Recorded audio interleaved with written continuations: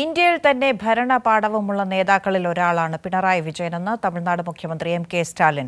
സഹകരണ ഫെഡറലിസത്തിന്റെ ഉദാത്ത മാതൃകയാണ് കേരളവും തമിഴ്നാടുമെന്ന് പിണറായി വിജയൻ പറഞ്ഞു. കോട്ടയം വൈക്കത്ത് തന്തൈ പെരിയാർ സ്മാരക മന്ദിരത്തിന്റെ ഉദ്ഘാടനം നിർവഹിച്ച് സംസാരിക്കുകയായിരുന്നു ഇരുവരും.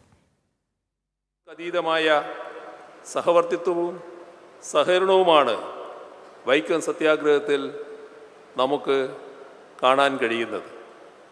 ആ സഹവർത്തിത്വവും സഹകരണവും തുറന്നു കൊണ്ടുപോവുകയാണ് കേരളവും തമിഴ്നാടും ചെയ്യുന്നത്.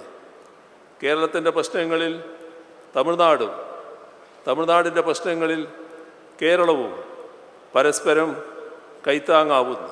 തമിഴ്നാട് സർക്കാർ സംഘടിപ്പിച്ച വൈക്കം സത്യാഗ്രഹത്തിന്റെ ശതാബ്ദി ആഘോഷങ്ങളുടെ സമാപന സമ്മേളനത്തിലായിരുന്നു ഇരു സംസ്ഥാനങ്ങളും തമ്മിലുള്ള സഹകരണത്തെക്കുറിച്ച് മുഖ്യമന്ത്രി വ്യക്തമാക്കിയത്. വൈക്കം ബീച്ച് മൈതാനിയിൽ നടന്ന സമ്മേളനത്തിൽ അധ്യക്ഷ പ്രസംഗം നടത്തുകയായിരുന്നു അദ്ദേഹം. യോഗം ഉദ്ഘാടനം ചെയ്ത തമിഴ്നാട് മുഖ്യമന്ത്രി എം.കെ. സ്റ്റാലിൻ രാജ്യം കണ്ട ഏറ്റവും മികച്ച ഭരണാധികാരിയാണ് പിണറായി വിജയനെന്ന് വിശേഷിപ്പിച്ചു. വൈക്കം സത്യാഗ്രഹം ഒരു ഒറ്റപ്പെട്ട വിജയമല്ല, പിന്നീടുള്ള വിജയങ്ങളുടെ തുടക്കമായിരുന്നു അത്.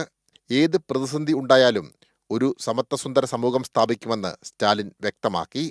இந்திய அளவில் ஆளுமைமிக்க தலைவர்களை ஒருவராக விளங்கக்கூடியவர் மாண்புமிகு பினராயி விஜயன் அவர்கள்.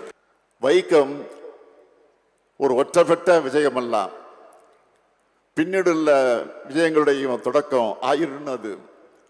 எல்லா மேഖലയിലും தொடர்ச்சியாக விஜயங்கள் நெடுதி நின்று நமக்கு உറച്ചു நிலைക്കാം.